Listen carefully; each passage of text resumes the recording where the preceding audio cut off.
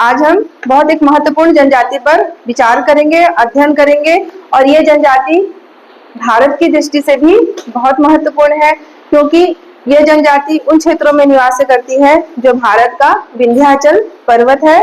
और यह जनजाति भारत के स्वतंत्रता संग्राम की दृष्टि से भी बहुत महत्वपूर्ण है, क्योंकि जब भारत में स्वतंत्रता संग्राम स्वाधीनता का समय था, उस समय इसी जनजाति से एक महापुरुष निकले थे जो छत्तीसगढ़ की आजादी के लिए अपना बलिदान दिए थे। तो यह महापुरुष हमारे लिए पूजनीय है। और चलिए देखते हैं यह विशेष जनजाति कौन सी है जिनके बारे में हम अध्ययन करेंगे। वह है बिझवार जनजाति। चलिए देखते हैं इसके बारे में। आप यहाँ देख रहे हैं, ये भारत का मैप है। इस मैप पे यहाँ पर विंध्याचल पर्वत बना हुआ है। विंध्याचल पर्वत आपके भारत के भूगोल में भी महत्वपूर्ण पर्वत है, जिसमें आप भारत के पर्वत, पहाड़ और मैदान वाले हिस्से में इसे पुनः पढ़ेंगे। और ये आपकी जानकारी के लिए यहाँ भी महत्वपूर्ण है, यहाँ से भी आप इसको एकदम याद रखो कि ये है विंध्याचल पर्वत, जो इसका फैलाव यहाँ पर से लेकर पश्चिम से लेकर पूर्व तक है, भारत के पूर्वी हिस्से तक है। यहाँ पर बीच में मध्य प्रदेश शामिल है और यहाँ पर छत्तीसगढ़ का थोड़ा सा पार्ट भी शामिल है। आप छत्तीसगढ़ के पर्वत, पठार, मैदान देखोगे तो वहां पर छत्तीसगढ़ का कुछ भाग विंध्याचल पर्वत के अंतर्गत आता है।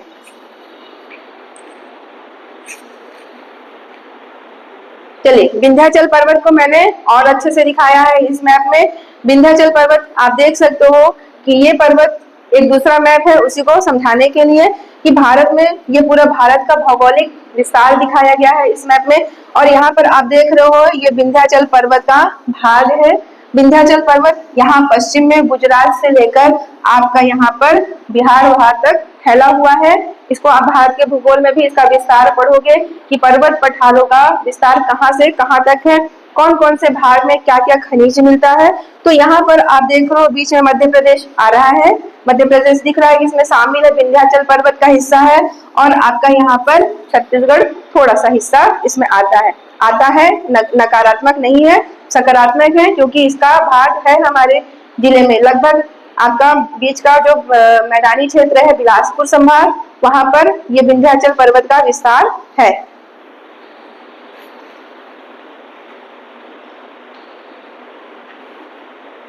चलिए देखते हैं बिझवार जनजाति के संबंध में।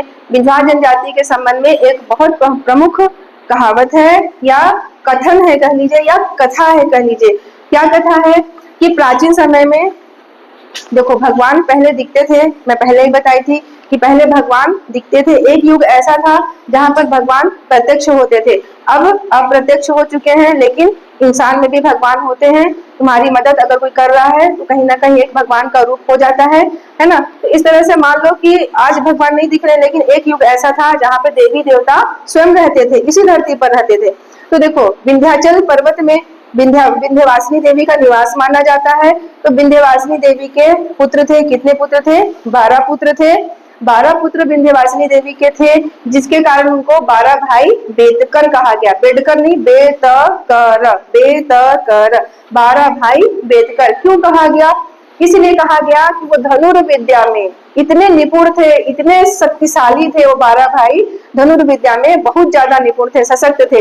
उनकी धनुर्विद्या ऐसी थी कि भगवान भी उसको पार नहीं पाते थे, मतलब कोई राजा का हाथी भी उसको खींच नहीं पाता था जमीन से, इतने शक्तिशाली थे। तो ये जो 12 भाई जो जितने थे बेटकर, वो धनुर्विद्या में पारंगत, निपुण और एकदम सशक्त थे। अर्जुन से भी ज्यादा सशक्त थे उस समय ये। तो क्या हुआ, एक समय ये धनुर्विद्या का अभ्यास कर रहे थे, जंगल में अभ्यास कर रहे थे। उस समय अभ्यास करते करते इनका एक बाण जाकर जगन्नाथपुरी के मंदिर के द्वार पर लग गया। तो अब वो द्वार क्या हो रहा था, खुल नहीं पा रहा था। जो द्वार बंद हो गया था बाण की वजह से, मतलब कहना चाहिए कि द्वार बंद है लेकिन वहां पर धनुष लग गया, तीर लग गया, तो द्वार खुल नहीं पाया। अब तो वो बहुत कठिन समय ऐसा गुजरा कि मंदिर के पट नहीं खोले जा पा रहे थे। मतलब वहां के राजा थे उस समय जो, वो भी परेशान कि भाई ये मंदिर क्यों नहीं खुल पा रहा है, तीर को निकालो। हाथियों को रस्सी से हाथी को खिंचवाकर उस तीर को निकलवाया गया, लेकिन वो नहीं निकल पाया। बहुत परेशान राजा वहां के कि अब ये तीर तो हमारे पूरे शक्तिशाली हाथियों ने भी निकालने का प्रयास किया, अब कैसे निकलेगा अब ये तीर, बहुत परेशान, मंदिर के पट खुल नहीं पा रहे थे, सारा राज्य दर्शन के लिए परेशान है कि भगवान जगन्नाथ के दर्शन अब कैसे होंगे। तब क्या हुआ, 12 भाइयों में से वहां पर अपने तीर को खोजते खोजते उनमें से भाई लोग पहुंचे जगन्नाथपुरी, उनको पता नहीं था लेकिन हाँ सुनकर आए थे कि एक तीर यहाँ पर गिरा है, खोजते खोजते अपने तीर को आए तो वहां से उन्होंने तुरंत ही अपने तीर को निकाल लिया। तो सोचो इतना उनका शक्तिशाली तीर और इतने शक्तिशाली वो बंदूक, तो ऐसा उनके बारे में मान्यता है, कथा है बिंझवार जनजाति के बारे में कि तीर धनुष में बहुत निपुण होते हैं। देखे हो, पढ़े हो विवाह संस्कार, उनके में तीर विवाह होता है, मतलब तीर उनके लिए पूजनीय है, तीर का बहुत मान्यता है, उनके पास कुछ भी सिंबल रहेगा उसमें तीर रहेगा। जैसे पहले के राजा महाराजा कैसे थे कि कहीं पर भी अपना एक सिंबल रखते थे, देखे हो अगर इतिहास पढ़ोगे तो सिंह का एक झंडा बनवाते थे, उसमें सिंह रहता था, किसी के झंडे में नाग रहते थे, किसी के झंडे में धनुष बाण बना रहता था। आज भी देखोगे कोई दल होते हैं उसका अपना अपना चिन्ह होता है, तो उसी तरह से इनका भी एक चिन्ह है, वो चिन्ह क्या है, तीर है। हर चीज में तीर का उपयोग इनका सामान्य रूप से होता है। चलो आगे देखते हैं इसमें। तो जो जगन्नाथपुरी के राजा थे वो इनसे प्रसन्न हो गए कि आप इतने निपुण हैं, इतने शक्तिशाली हैं धनुर्विद्या में, हम उनका बहुत कद्र करते हैं, तो आपको हम अपनी ओर से 4 जमींदारी जो है आपको उपहार स्वरूप भेंट करते हैं। मतलब राजा ने कहा कि हम आपसे बहुत प्रसन्न हुए, आपको हम अपनी ओर से 4 जमींदारियां गिफ्ट करते हैं। वो जमींदारियां कौन कौन सी हैं देख लो, परीक्षा की दृष्टि से इंपॉर्टेंट है कि बिंझवार जनजाति से संबंधित 4 जमींदारियां कौन कौन सी हैं। एक है सोना खान की जमींदारी, जो आप जान रहे हो, ये इस समय की बातों का कथन है ना, इससे आगे तुम्हारा कनेक्शन कम मिलेगा। ये यहाँ पर जब राजा भेंट किए 4 जमींदारी तब की बात है। यहाँ पर एक हो गई सोना खान जमींदारी, दूसरी हो गई रामपुर जमींदारी, तीसरी हो गई भटगांव जमींदारी और चौथी हो गई बोडा सागर जमींदारी। फिर से देख लो, एक है सोनाखार जमींदारी जिसको आप समझ पा रहे हो कि संबंधित है, फिर रामपुर जमींदारी, एक भटगांव जमींदारी और एक बोडा सागर जमींदारी। ये 4 जमींदारियां वहां के जो राजा थे बिंझवार जनजाति के भाइयों को, 12 भाई बेटकर को उपहार स्वरूप दे दिए थे। चलिए आगे देखते हैं, इस बिंझवार शब्द में अर्थ क्या क्या है। बिंझवार जो शब्द है बिंझवार, इसका अर्थ क्या क्या, बिंझ का मतलब होता है इनकी भाषा में तीर, बिंझ का मतलब तीर होता है। किसी में देखो कांडावरा सुने हो, अगले पिछली कक्षाओं में पढ़े थे कांडावरा विवाह, तो कांडावरा में कांड क्या हो गया, तीर हो गया, ये उनकी भाषा में था। अब बिंझवार जाति की भाषा में इसको बिंझ का मतलब क्या हो गया, तीर हो गया। तो यहाँ पर देख रहे हो बिंझ का मतलब तीर है, वार का मतलब चलाना, वार मतलब वार करना, मतलब वार करके तीर को चलाना, तो दोनों का मतलब हो जाएगा, मिक्स करेंगे तो बिंझवार का मतलब हो जाएगा तीर चलाना, दोनों का मतलब हो जाएगा तीर चलाना। अब देखो तीर धनुष इनकी उत्पत्ति भी मानी गई है कि बिंझवार जनजाति तीर धनुष चलाने वाले लोग हैं, यानी इसकी उत्पत्ति किससे हुई है, तीर धनुष से हुई है। तो तीर धनुष इनमें बहुत इंपॉर्टेंट हो जाता है, इनका विवाह संस्कार भी तीर से होता है, इनके मंडप में भी तीर को लगाया जाता है, काफी इंपॉर्टेंट है। चलो अब बिंझवार जनजाति के बारे में एक कथन और देख लो कि विंध्याचल पर्वत के मूल निवासी होने के कारण बिंझवार कहलाए, जिसे बिंझाल भी कहा जाता है। मतलब विंध्याचल पर्वत में निवास होने के कारण बिंझवार कहलाए, कुछ शब्द मिल रहे हैं बिंझवार में, विंध्याचल का उच्चारण समझ में आ रहा है, तो विंध्याचल पर्वत में निवास करने के कारण ये बिंझवार कहलाए। इन्हें बिंझाल भी कहा जाता है। अगर बिंझाल कह के प्रश्न आए तो गलत मत ठहरा देना, क्योंकि बिंझवार को बिंझाल भी कहा जा सकता है। अगर परीक्षा की दृष्टि से परीक्षा लेने वालों ने बिंझवार नहीं कहा और बिंझाल कह दिया तो गलत नहीं होगा, वो भी सही होगा, तो इसको बिंझाल भी कहा जाता है।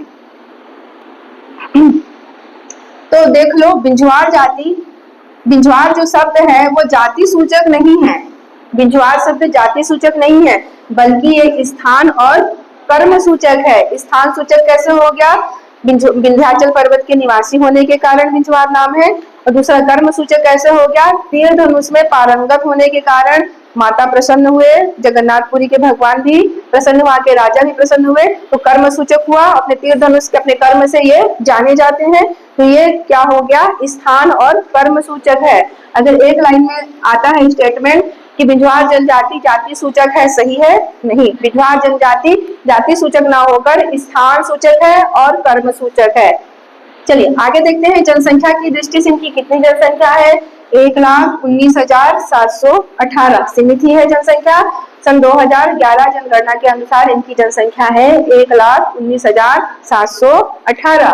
कार्यशील जनसंख्या देख लीजिए, कार्यशील जनसंख्या इनकी कितनी है? 53.3%। कार्यशील जनसंख्या क्या होती है, फिर से समझ लो एक बार इसमें। कार्यशील जनसंख्या वह जनसंख्या होती है कि कितने लोग कार्य कर रहे हैं। सारे लोग कार्य नहीं करते होते, उसमें से कुछ लोग, तो पूरी जनसंख्या में कितने लोग कार्य कर रहे हैं। सिंपल भाषा में समझा रही हूँ, किताबी भाषा में जाओगे तो कठिन कठिन शब्द मिलेंगे तुमको और समझ में थोड़ी सी दिक्कत होगी बनाने में, तो समझ लो पहले साधारण भाषा में, भी किताबी भाषा को रट लेना जैसा भी लिखना होगा। तो जितनी जनसंख्या है उसमें से कार्य करने वाली जनसंख्या कितनी है, वो होगी कार्यशील जनसंख्या। जैसे पूरी जनसंख्या ये है, ये आपकी पूरी जनसंख्या है, किसी गांव की है, मान लो किसी गांव की जनसंख्या पूरी 100% इतनी है, 25,000 जो भी हो, है ना, मान लो, तो उसमें से आपका इतना जनसंख्या कार्यशील है, इतना जनसंख्या कार्यशील है।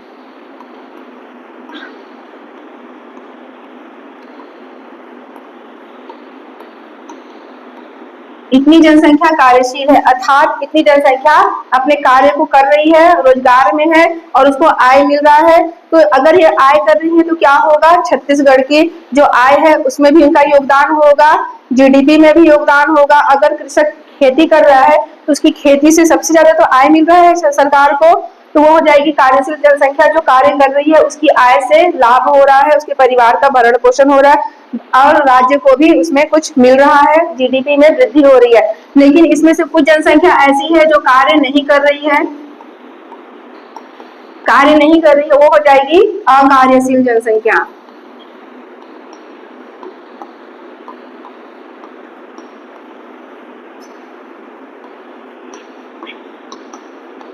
अकार्यशील जनसंख्या।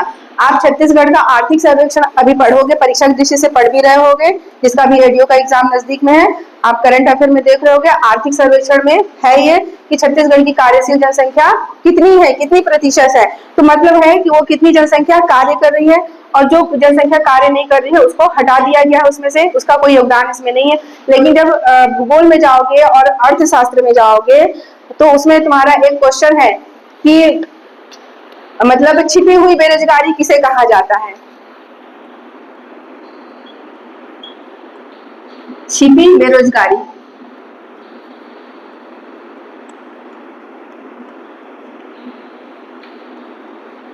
इसका एक दो नाम और है, अर्थशास्त्र और भूगोल पढ़ोगे तो उसमें तुमको मिल जाएगा। छिपी हुई बेरोजगारी किसे कहते हैं?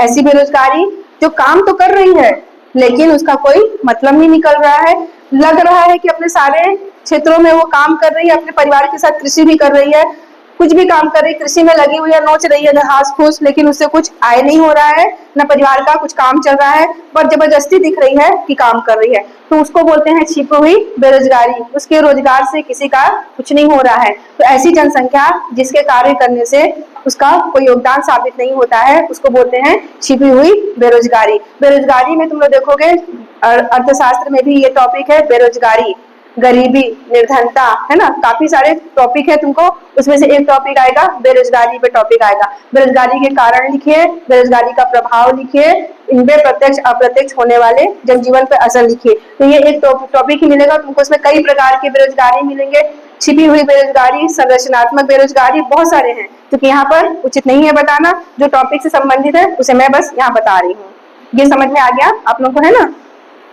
चलिए, साक्षरता दर। साक्षरता दर क्या है? जितने लोग साक्षर हैं उनका प्रतिशत है 60.9% लोग इनमें साक्षर। चलो अब देखते हैं भाषा और बोली। इनकी जो बिझवार जनजाति है इनकी भाषा और बोली क्या है? आप देख रहे हो कि इनका जो निवास स्थान है वो, चलो निवास स्थान पहले आपको बताना पड़ेगा, तब आप इनकी भाषा बोली को समझ पाओगे। पहले आप इनका निवास स्थान समझ लो, उसके बाद भाषा बोली ज्यादा अच्छे से समझ में आएगा। देखिए, जो बिजवार जनजाति है वो बिलासपुर संभाग में रहती है, मध्य क्षेत्रों में, और रायपुर संभाग के कुछ जिलों में रहती है। चलिए देखते हैं वो कौन कौन से जिले हैं। आपका ये देख रहे हो बिलासपुर जिला, यहाँ देख रहे हो कोरबा जिला, यहाँ पर देख रहे हो जांजगीर चांपा जिला, और यहाँ पर देख रहे हो रायगढ़ जिला।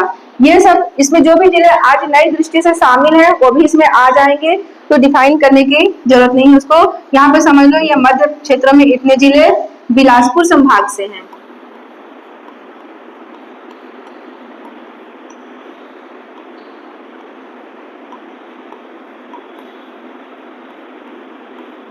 बिलासपुर संभाग के इतने मध्य के जिले इसमें शामिल हैं। अब चलो देखते हैं रायपुर संभाग में।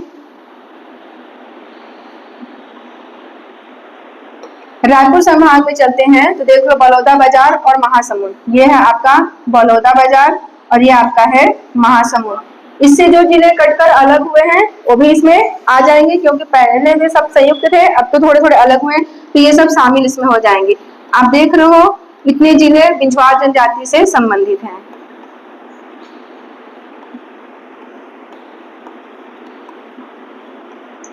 इसका मतलब है बिलासपुर संभाग से आपका ये सब जिला आ रहा है और रायपुर संभाग से ये दो जिले इसमें शामिल हैं, बिंझवार जनजाति का निवास है। अब आप देख रहे हो इस तरफ पूरा उड़ीसा है, इस तरफ पूरा उड़ीसा है, तो इनकी जो भाषा है लरिया, यहाँ पर उड़िया का प्रभाव इन पर पड़ा। और क्या प्रभाव पड़ा, ये बीच क्षेत्रों में रहते हैं, मध्य क्षेत्रों में रहते हैं, इसका मतलब छत्तीसगढ़ी भाषा भी ये बोलते हैं। और क्या बोलते हैं, चलिए इनकी भाषा को चलते हैं। इनका टॉपिक समझ में आ गया, कहाँ कहाँ निवास करती हैं, बीच क्षेत्रों में निवास करती हैं ये।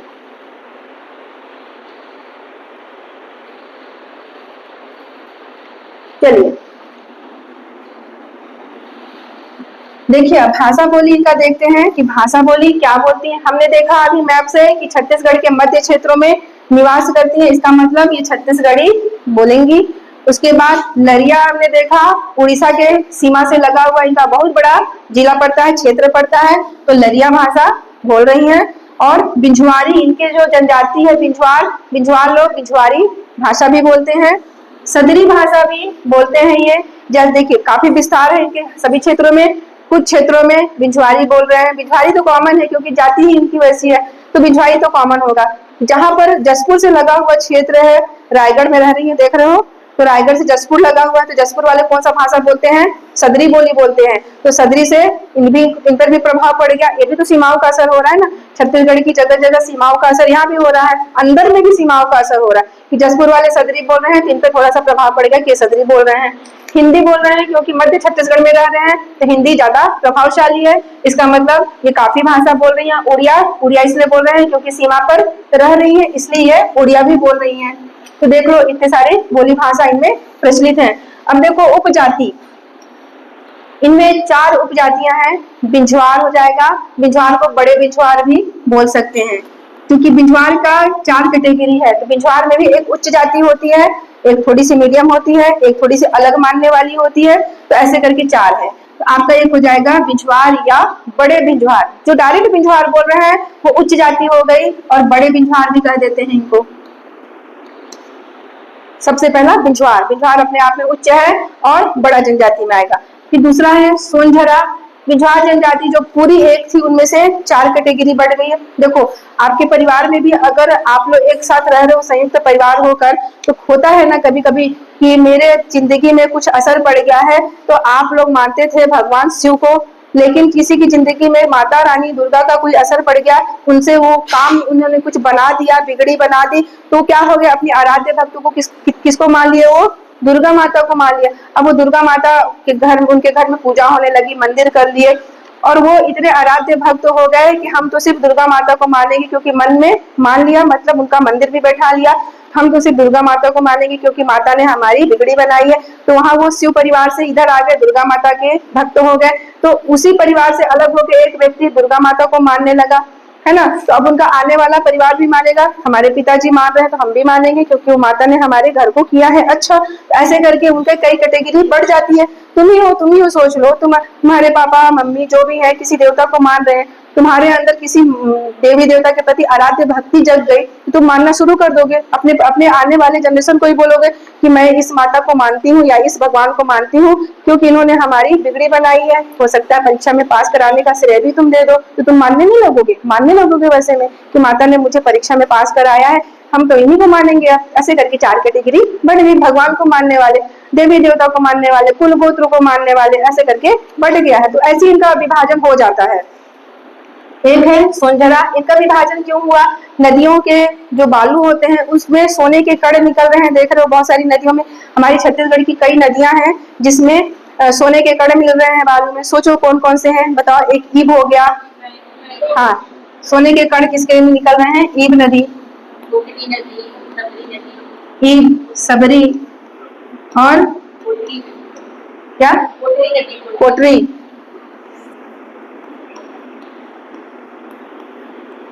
मैनी, एक आमनेर भी हो जाएगा क्या? हो जाएगा ना, आमनेर नदी। तो देखो इतनी सारी नदियों के बालू में सोने के कण मिल रहे हैं। तो जो जहाँ पर ये जनजाति रहती है वहां पर वो नदियां पास में है, तो वो जाकर दिन भर उस बालू के कण में छन्नी लगाकर कुछ बर्तन लेकर छान रही है। दिन भर मेहनत करने के बाद 2-3 कण मिल गए उसको, तो सोचो कितना बड़ा काम हो गया। बहुत ज्यादा कण नहीं मिलते, लेकिन कहीं ना कहीं एक एक कण मिल जा रहे हैं छोटे छोटे, तो भाई वही 1 रत्ती 2 रत्ती बहुत सारा हो जाता है। तो कहीं ना कहीं इनको मिल जा रहा है तो कुछ अच्छा लग रहा है, तो ये इसी काम में लगने के कारण इनका नाम पड़ गया सोनझरा या सोनझरिया।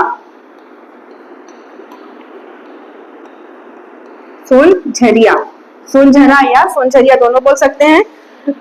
अगला होगा बिरझिया, इन्हीं की एक उपजाति हो जाएगी बिरझिया। ये क्या करती है? पेद्दा कृषि करती है, इसलिए ये अलग प्रकार से रहने लगी। पेद्दा कृषि करने के कारण बहुत समय की बात है, अभी की बात नहीं, आजकल तो सब कृषि कर रहे हैं, सब अपने नई नई आधुनिक तरीकों से हल का प्रयोग करके, ट्रैक्टर, बहुत सारी चीजों का प्रयोग कर रहे हैं।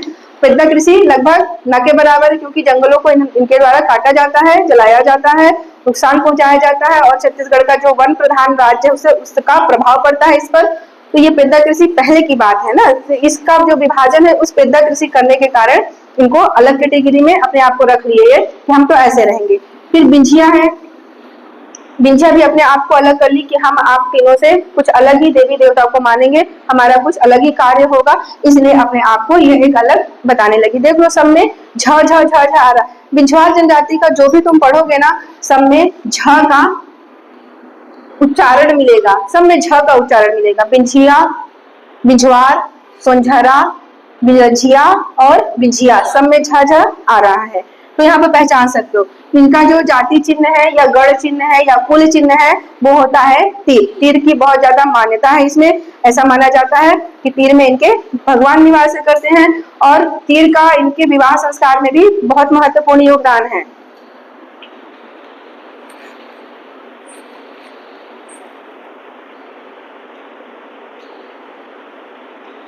मैप में समझ में आ गया है, मैं पहले बता चुकी हूँ, इसमें ज्यादा दिक्कत नहीं आएगा आपको। अब मध्य क्षेत्रों में रहते हैं। चलिए आर्थिक जीवन देखते हैं, और सामाजिक जीवन आपका नेक्स्ट क्लास में कर देंगे, क्योंकि वो ज्यादा बड़ा हो जाएगा और बहुत महत्वपूर्ण आपको उसमें जानकारी मिलने वाली है, जो अब तक आपने सोचा भी ना होगा, ऐसी जानकारियां मैं उसमें आपको प्रोवाइड कराऊंगी, है ना। तो बहुत महत्वपूर्ण होगा आपका सामाजिक जीवन। चलिए आर्थिक जीवन देखते हैं। तो कृषि महत्वपूर्ण है, क्योंकि पेद्दा कृषि इनके में अब नहीं होती है, अब ये सामान्य कृषि करते हैं, हल का प्रयोग करते हैं। सभी जो नागर है, जो बैल है, जो ट्रैक्टर है, आज सब चीज का प्रयोग करके ये बहुत मजबूत और बढ़ती हुई जनजाति हो गई है ये। तो कृषि कृषि बहुत अच्छे से कर रही हैं। वनोपज संग्रहण देख रहे हो, वन में जो भी इनको मिल रहा है वनोपज संग्रहण है, सामान्य चीजें हैं ये। और मजदूरी, अगर इनका घर मजदूरी करने से चल रहा है तो जरूर मजदूरी करेंगे। ईंट निर्माण, ईंट भट्टे में ईंट भट्टे का काम कर रही है या स्वयं ईंट निर्माण कर रही है। और उसके बाद तेंदुपत्ता संग्रहण कर रहे हैं, मतलब ये काफी कुछ चीजों को कलेक्ट कर रहे हैं और अपने परिवार का आगे दिनचर्या चला रहे हैं। तो इनकी जो अभी तक की पूरी जनजातियां हैं इनमें इनका बहुत अच्छा स्थान है, आर्थिक रूप से ये भी ठीक है, लेकिन इनका जो सामाजिक जीवन है वो और भी महत्वपूर्ण है। इसको हम नेक्स्ट कक्षा में अच्छे से देखेंगे, ठीक है। तब तक आप इतना पढ़ लो और जो होमवर्क मिला है उसको कल पहले दिखाना, फिर इसको हम अच्छे से समझाएंगे। इसके जो सामाजिक जीवन है इसके बारे में आप जान लोगे अच्छे से ना, तो तुम्हारा आने वाला जो भी सामने एग्जाम है ना, अगर उससे क्वेश्चन आ जाता है एक भी नहीं छूटेगा, बहुत अच्छे से बन जाएगा।